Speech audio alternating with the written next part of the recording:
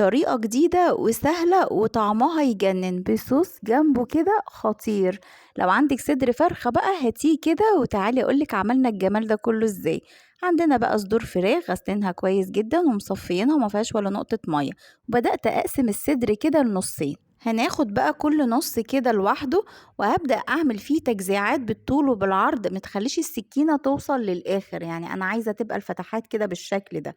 هناخد كل الكمية بالشكل ده وهنعملها اي كمية بقى انت عايزاها. انا هنا استخدمت حوالي 3 صدور، يعني 3 تنصاص، وقسمت كل نص لاتنين وتبلتهم بملح وفلفل اسمر وبهارات فراخ. وخلصي كل الكمية بالشكل ده. طاسة بقى سخنة ومعلقة زبدة وفصين من التوم، واول ما تشمي ريحة التوم كده تلاقيها طلعت، هننزل بقى بصدور الفراخ تاخد اللون الجولد الخطير ده. هحطهم بقى في صينية تانية كده اللي انا بقى هسوي فيها الوصفة كلها كاملة.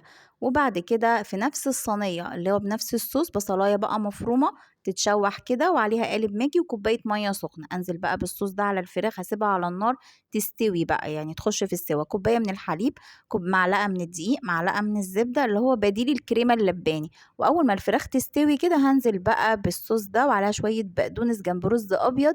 خطيرة جوسي وطعمها يجنن، لازم تجربوها. لو عجبك الفيديو لايك وشير وسبسكرايب لقناتنا. باي باي.